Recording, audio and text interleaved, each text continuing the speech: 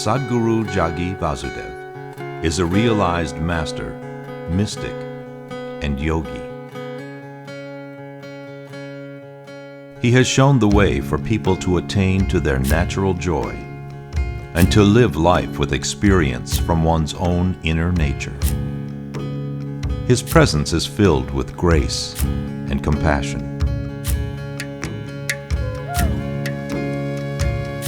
Sadhguru's scientific approach towards spirituality and work towards the upliftment of humanity have received accolades worldwide. The words that come from him in intensity and utmost clarity, from his deep understanding and wisdom, can change the very core of the being. Belonging to no particular tradition, Sadhguru incorporates what is most valid for the modern person from the spiritual sciences. His work, an outpouring of his blissfulness, finds expression in the form of a ceaseless offering to help all beings. Available to all who are willing, Sadhguru's life is an invitation to the divine through individual transformation.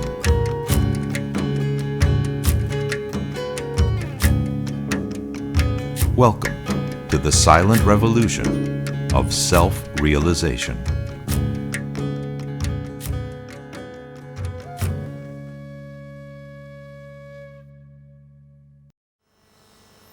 The very basis of a spiritual process, or the very fundamentals of a spiritual longing, is to transcend the limitations of the physical. The most intimate part of physical creation for an individual being is his own body.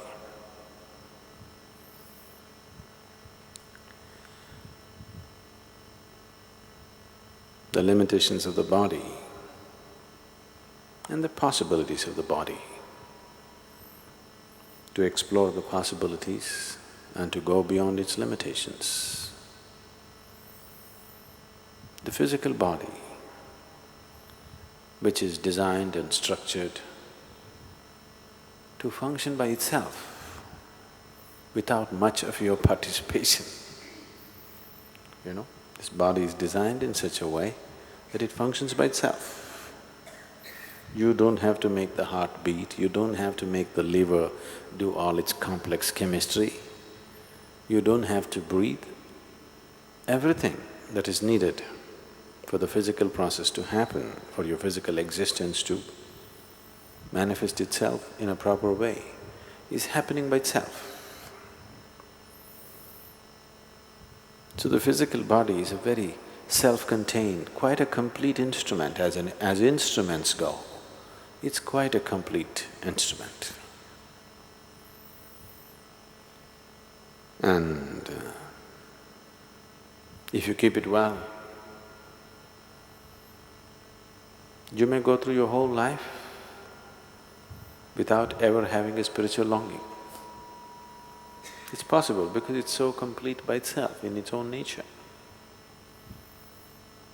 If you're fascinated by gadgets, there is no better gadget.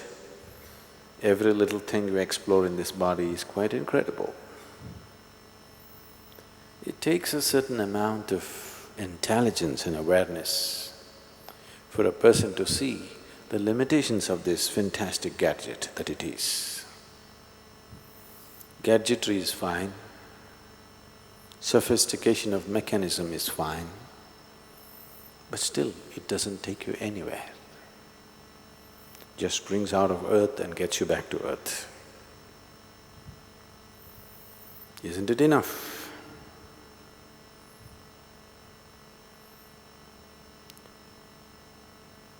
If you look at it from the perspective of the body, it's quite enough. But a dimension beyond the physical somehow got trapped in this physical.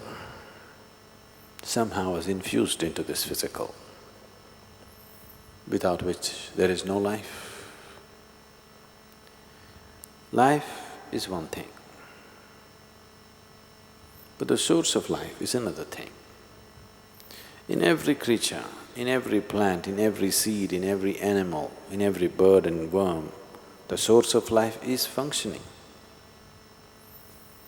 It is just that in a human being, it is functioning with little more presence. A dog also has the same source of life within him, a worm also has the same source of life within him, but it's not so manifest in them, it doesn't have a strong presence there. Here, it has a stronger presence. Because of that, all the trouble started. Because of that, we had to devise this impossible yogas, you know. We have to do all kinds of things because the source of life has a larger presence in a human being compared to any other creature on this planet. If it had a low profile,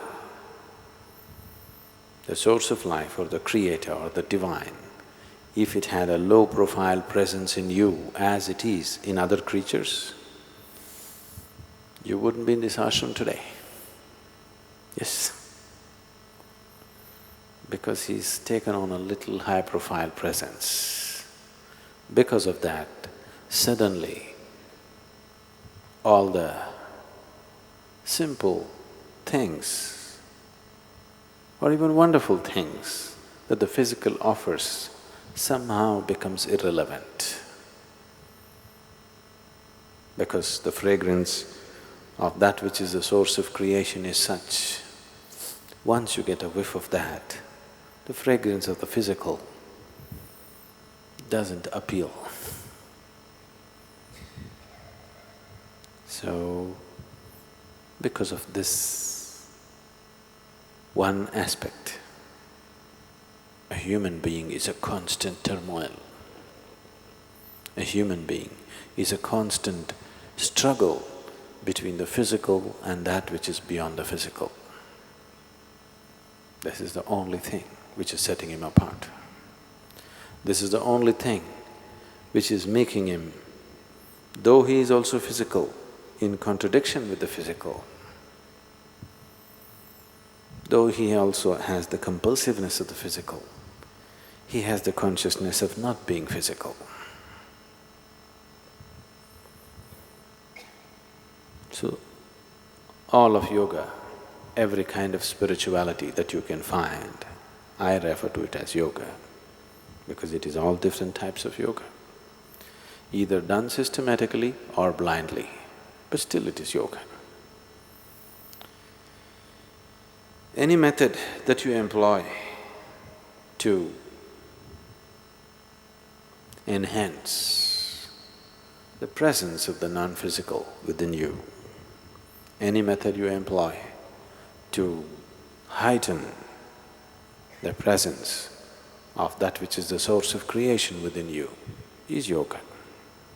How you do it, either by using the body or your intelligence or your emotion or using the fundamental life energy, it doesn't matter how you do it. Whatever you do, you only do with these four wings of who you are, or these four dimensions of who you are. So everything that you do to enhance the dimensions beyond the physical is referred to as yoga. So all these yogas became necessary because of this fundamental conflict, or a seeming conflict. I wouldn't really call it a conflict. It seems like a conflict between the instinct of self-preservation and the longing to become boundless. These two forces are not against each other, but when you look at it from a physical perspective, When your whole perception is limited to the physical, they seem to be in conflict, but they're not really in conflict. One belongs to the physical, another belongs to a dimension beyond the physical.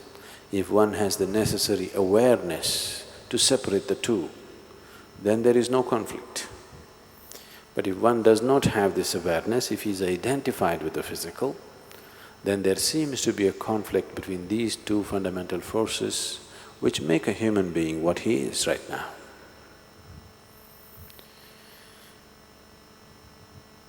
If you go by the ways of the body, it knows only self-preservation and procreation. It's incapable of anything else.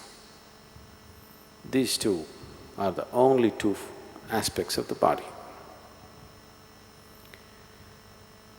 If you go by the dimension beyond that, the longing to become boundless, unfortunately most of the time trying to find physical expression to this longing to become boundless, leads a man into all kinds of activity, insatiable activity.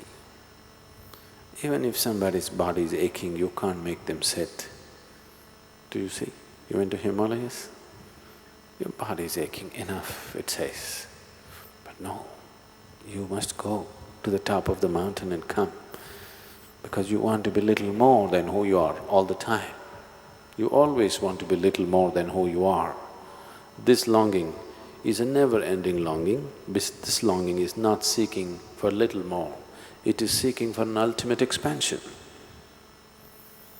So these two aspects become a conflict because of a strong identification with the physical. Once you get deeply identified with the physical, then these two fundamental forces, one which helps you to root yourself well on this planet, another which is supposed to take you beyond. Unfortunately, instead of working in collaboration, they become a conflict. All the struggles of humanity in terms of should I be spiritual or materialistic is just coming from this ignorance. Sadhguru, how come like a boy who's 6 years old, he can remember his last life, he can tell who he is, who's his parent, and sometimes he can tell who killed him, where and how. And after a time, he can forget everything. Yes, how come he can remember? He should not remember. Nature has given you this cocoon of life so that you do not remember. It has given you a protective wall so that you do not remember. Because if you remember, you will become a far bigger mess than you are right now. See, these few years of living here, 10, 20, 30, 60 years of living here, people are just struggling with the memories of their life, isn't it? Yes, people have great struggles with these few years of memories. Suppose a few lifetimes of memory opened up. You know what a turmoil and struggle it would cause within you? Just being here, you're still struggling with relationships. You're still not able to forget what happened yesterday, what may happen tomorrow. All these struggles are going on. Suppose you realized, let's say you remembered your past lives and you realized that your dear son happens to be your neighbor's pet dog. Suppose, I'm just saying. Because these days dogs are having a better life than us. Yes?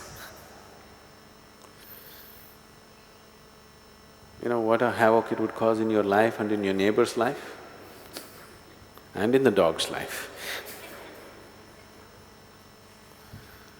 It wouldn't be good for anybody, isn't it? Unless you're in such a state of understanding and dispassion that even if you come to know this was your wife or your mother or your father or your dearest friend, you can still continue without even looking at them, then it's okay to know. But if you're somebody who has emotions for everything that you think that belongs to you, see, this is the problem. People's emotions are coming only towards those things which they call as theirs. Suppose, let's say, you have never met your father, or you have not seen your mother since you were born, or you had not seen your twin brother or a sister in your whole life. Today, I showed you, see, this is your mother. You have never seen her, you have nothing to do with her. But now, because somebody told you, this is your mother, the moment you say, oh, she's my mother, suddenly emotions burst out. From where? You have not built a relationship with this person, you have nothing to do with this person, just because somebody says, this is yours. When somebody says, this is your mother, somebody is saying, this person belongs to you, isn't it? So your emotions flare up only to those things which you consider as mine. So if you have this problem that everything has to be yours, only then it'll happen, then I would say, get little more greedy, make everything yours. Why be stingy on your greediness? Take it all the way. You, oh my children, I have tremendous feeling, make everybody yours. What's the problem? Somebody there to stop you? Is somebody there to stop you? If that's your way, take it all the way. Or nobody is yours, that is also fine. It's a harder way, but that is also fine. Nobody is mine is fine, everybody is mine is fine. This is mine, that is not mine, this is a problem. So, if you remember past lives and you are in this state that this is mine and this is not mine, then you're going to get into lots of trouble, too much trouble, more than you can handle. If you have reached a point, everything is yours or nothing is yours, then it's okay to remember, then it will be useful to remember. So a 6-year-old boy, just by chance, remembered something. It's just sometimes the systems in the nature fail, you know. Some data input mistake. It happens.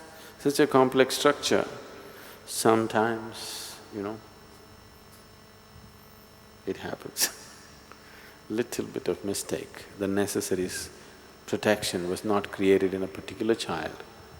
Even if they do, usually before they grow up, they tend to forget. Lot of children below 4 years of age clearly remember their past, but by the time they become 4 years of age, it all dies out. After 4 years of age, they get involved in this life, whatever is around them. Till they're 4 years of age, it is possible in their minds the past could be just going on. I don't know if you're aware of this in India, for a variety of reasons they said this. They say, till the child is 4 years of age, he belongs to God. Only after that, he belongs to you. Because they're saying, because he's running with so many memories, he doesn't belong to anybody at that time. After that, once his memory goes off, he starts relating to everything around him in a deeper way. That's when he begins to belong to you. At least he gives you an illusion that he belongs to you.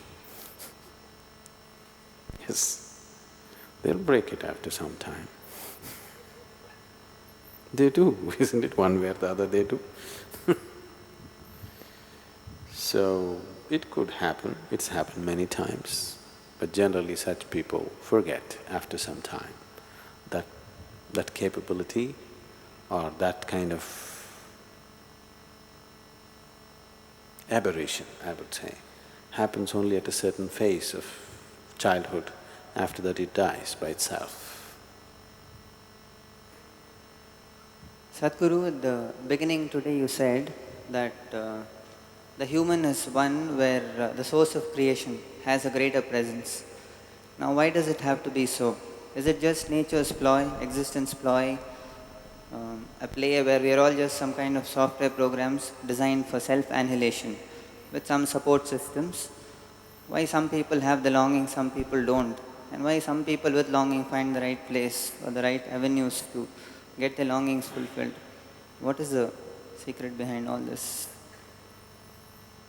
For the first part of the question, why are you asking me? I didn't create this damn place. I'm only trying to create a solution. I didn't create the problem.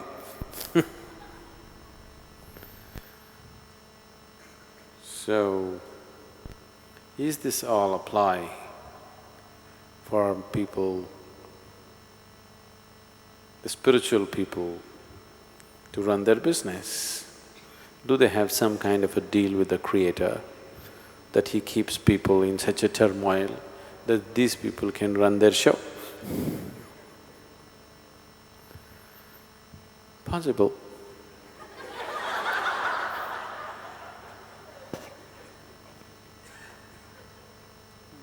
Sadhguru, that is not the question, Sadhguru. Oh, I know the question.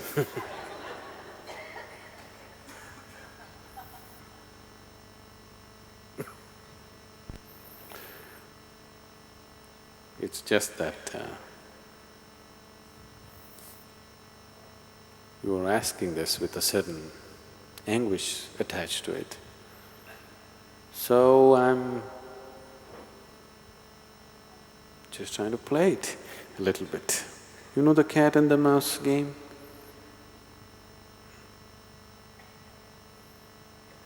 They say, Iliga prana sangata, bekkaku chellata.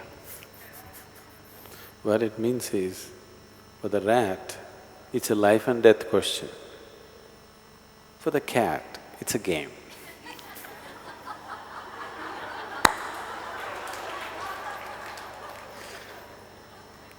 So, it all depends which one you are.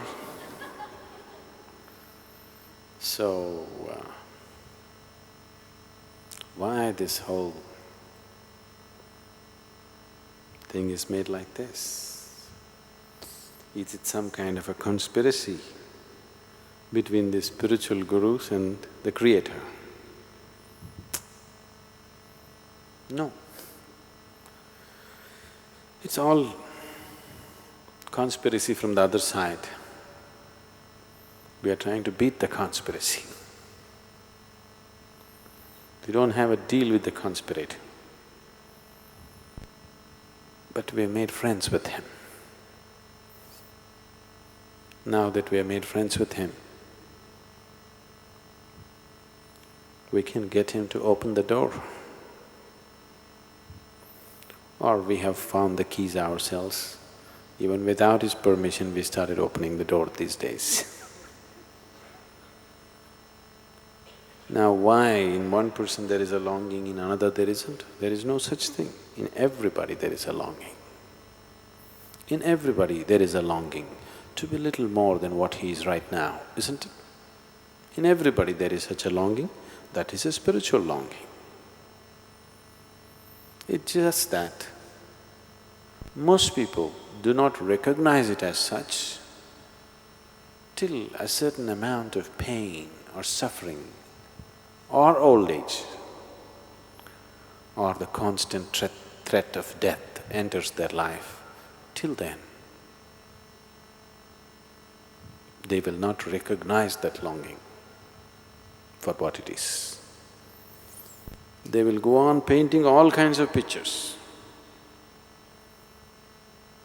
Using that longing, they are painting 1,000,000 different kinds of pictures on a daily basis. They think it's about money. They want to fool themselves that it's thinking that it's about a man or a woman. They know very well it's not so. But they like to keep the game going and keep the game going and keep the game going forever. They think it's all about a new house. They think it's about a new job. They think it's about a promotion. They think it's about wealth. Not that they really think so. They just like to play this game. Everybody knows that none of these things will fulfill them. They know it very well, isn't it? But they still continue to play the game. So why the game is so difficult is, the situation is like this. Shankaran Pillai and his wife were sleeping. In the night, the wife thought she heard some noises downstairs, she thought there must be a burglar. And she said, "Hey, are you awake?" Shankaran Pillai said, "No."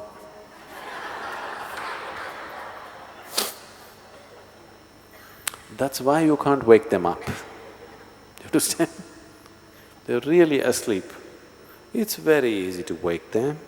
Gently you can either kiss them awake if they are gentle people, or you can put ice cold water, a bucket of ice cold water and wake them. But the problem is they're awake and they pretend to be asleep. Now you have to coax them not to pretend. You know it's difficult. You know it's difficult. That's why it seems so difficult, not otherwise. If people were really asleep, it would be very easily to awaken them. They're awake, but they're pretending to be asleep. Now, if you see, a man who is pretending to be asleep, if you roll him over, he'll sleep this side. You make him sit up, he'll sleep sitting. You make him stand up, he'll sleep standing. When he is determined not to wake up, then it takes lots of work. That's the foolish work we're doing in the name of spirituality. To wake people up who are already awake, but who like to pretend that they're asleep. Otherwise, why this going on and on? One satsang is enough, isn't it? Just one satsang is enough. Why another one, another one, another one? Because one satsang you roll them over like this, then they sleep this side. Next satsang, okay, that didn't work, you roll them like this, they'll sleep that in that position. In every new position they will sleep. So you don't let them sit in any position, you keep them moving, moving, moving, moving to a point of frustration where they'll get up, okay, this damn man won't let me sleep anyway, what the hell? Let me come awake. This is the way fools will wake up. But the intelligent should wake up the moment they know they're awake, they must open their eyes and see. Those who are eager for life, those who are looking forward to the day, the moment they're awake, they will get up and come out. Those who are not looking forward to the day. If sun comes up, they want to deny it by the blanket, isn't it? So that's why the spiritual processes are designed like this. You like it or you don't like it, 5 o'clock in the morning, get up and cold water and sit down and do everything that you have to do. No, I don't like it, I don't like it, it doesn't matter you don't like it, just do it. You're asleep, it doesn't matter. You still walk around and do everything. If you do this for some time, then you will realize, what's the point pretending? Anyway, they'll make me do all these things. Then it'll not be worth pretending. You're creating a whole range of illusions for yourself.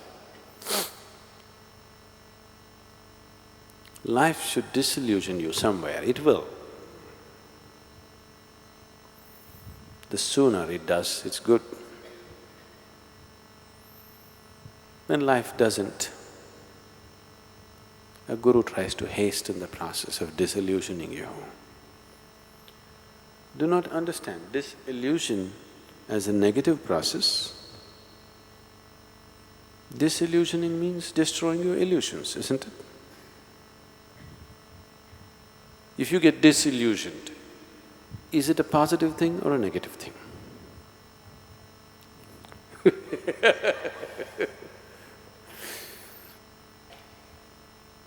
that's a whole problem with life, isn't it?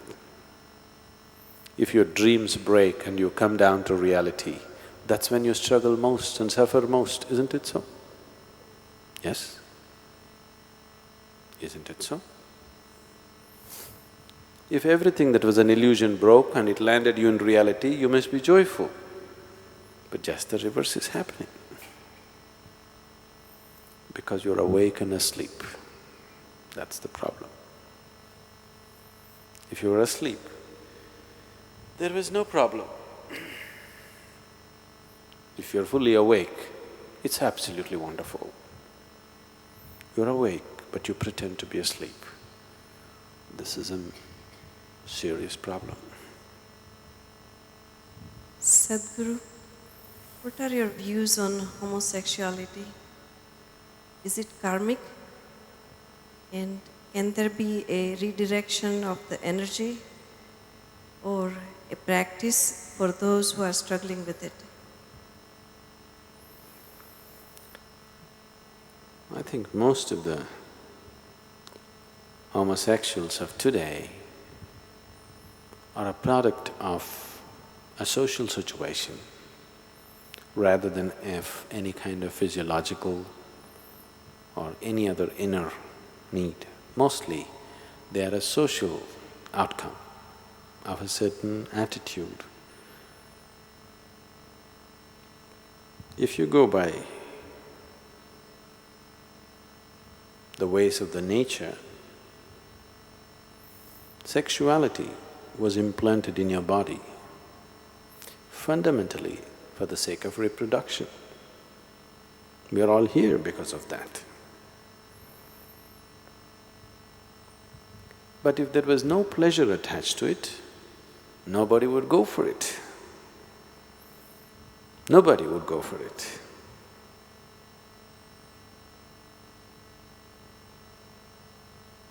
It is a painful thing to deliver a child. So, nature decided to attach pleasure to it because without pleasure nobody would go for it. In spite of a little bit of pleasure attached to it, so many people are deciding not to go for it. They become smart. At a very young age, a lot of people are becoming very smart these days. They're able to see through the limitations of it and say, this is not for us. That's very smart actually, because they're able to think beyond their hormones. Hormone is a chemical process. It takes charge of you from inside, not from an outside. It's not an outside invasion, it's an inside invasion. Till you were 12, 13 years of age, everything was just fine with you. Suddenly, little bit of chemistry and then you don't know what the hell is happening with you. Suddenly the whole head has become wonky, you can't think beyond it. It's happened, isn't it? So the moment hormones hijack your intelligence, then you start acting funny and you act the whole world is revolving around your sexuality. There's nothing else to the world except sexuality. See, almost 90% of the artwork, literature, or any damn thing that's written or painted or sculpted is about sex, isn't it? Isn't it so? I don't know, I may not be right on the percentage, I think it's about 90%. Even if it's 75, I think it's a very distorted vision of life, isn't it? Yes? It's a very distorted vision of life, that one aspect of the physical takes up so much of human mind and consciousness is a very distorted perception of life. Now in that, what or whom you want to have to sex with has become another great identification. So when you talk about heterosexuality or homosexuality, you're just asking me with whom or what I should do. This thing that you call as sex, I don't care. All I know is, if your body and your consciousness and your mind is ruled by the simple hormonal changes that happen within you, you have a completely distorted perception of life.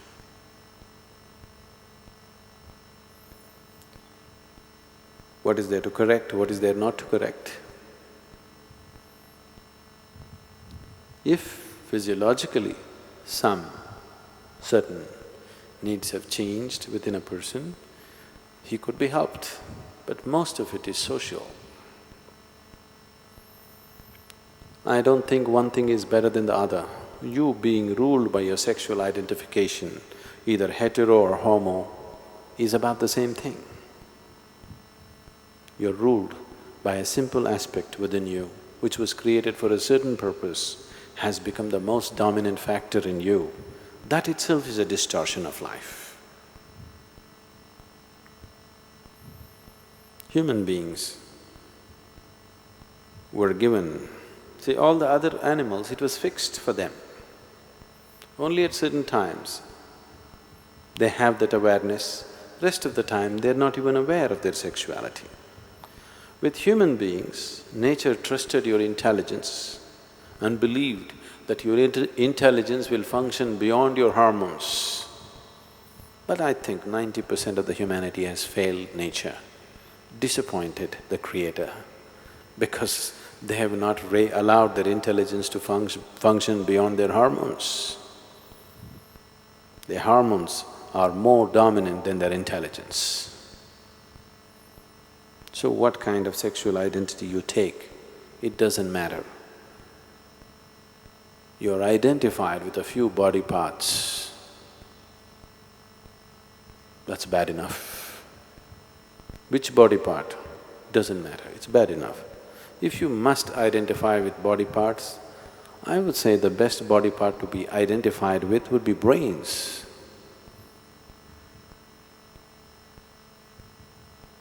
Not something else. Sadhguru, I just wanted to ask about alternative therapies and the effects… I'm sorry? About alternative therapies like acupuncture, shiatsu, Reiki, and I wanted to cover aura healing just in case I ever got interested in it. But how they affect you as a practitioner. Because what I read in Mystic Musings, that if you give Reiki to somebody, you're actually taking on their karmic patterns, which was a bit concerning. Why is it such a concern? I think I've got enough karma of my own. Don't really need anyone You don't want else's. to take any of their stuff? Not particularly, no. Oh. It's about handling my own stuff.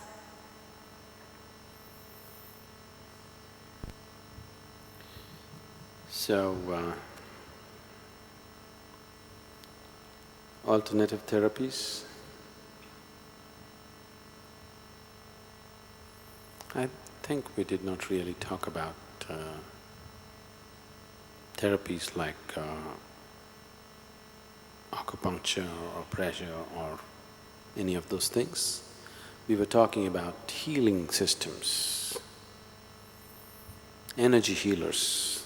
It's only in that context we said this, not in terms of acupressure or acupuncture or massage or anything of this. People who are trying to meddle with the energy, because you do not know all the nuts and bolts of how this system is made. Just meddling with one thing without knowing the other can cause various consequences, not just about taking on karma, it can cause various consequences which are not necessary, which is very immature to do. But alternative systems of treatment, either in the form of Ayurveda or homeopathy or acupressure or whatever, they are alternative methods of treatment. They are different. Healing systems are different. We were saying that only with reference to healing systems, not of alternative systems of treatment. Sorry, can I just ask then, in terms of Reiki, which is about working with people's energy, if you are a Reiki practitioner, how do you protect yourself then from taking on karmic? By not doing it.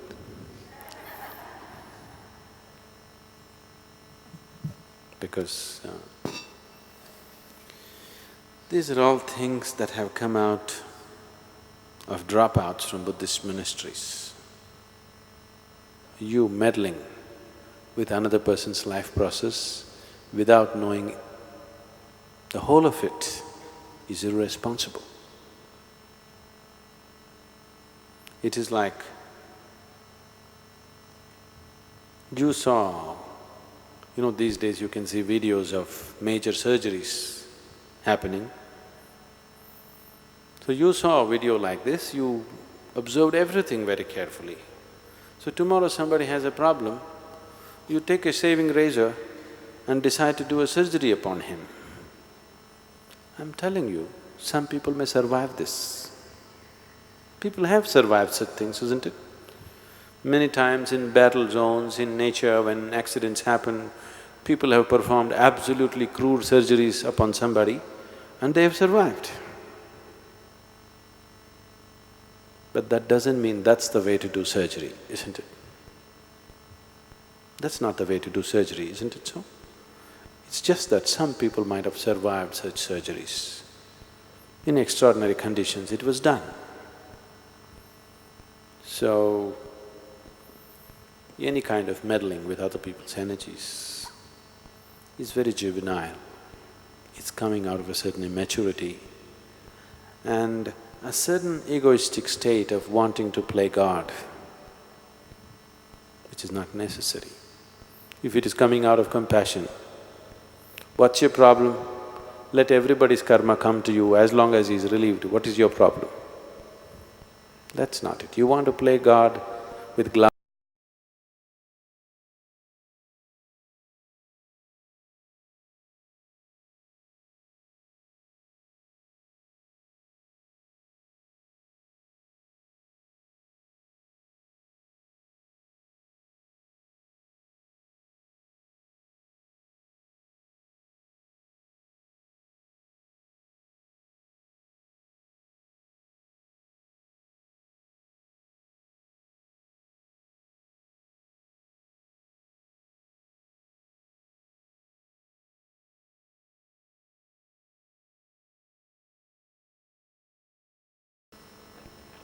Can you say something about the significance of participating in the Nadaradanas each day, either singing or playing the bowls, drumming, or either just simply being there and meditating?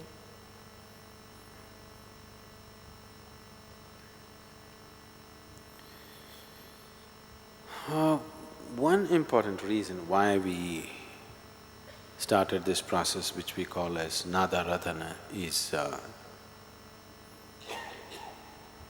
because the energy of Dhyanalinga can become like a solid wall. It can become so intense that for those who penetrate through it, it'll be wonderful. Others will sit in the temple but will sit outside the energy. It can become like that because it is so intense, it's almost physical. I don't know, now that many of you are having a dip in the Tirthakund and then going into the temple, I'm sure some of you must have felt when you enter the temple, it's almost like a physical thing, it hits you. If you're sensitive to it, it's almost physical. Because the field of energy that gathers around the linga is so intense, it can be like a strong wall.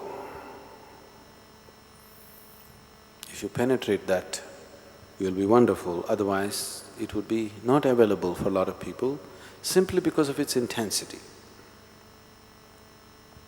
If it was of a weaker intensity, then a lot more people could enter. So twice a day, we are sort of cracking this wall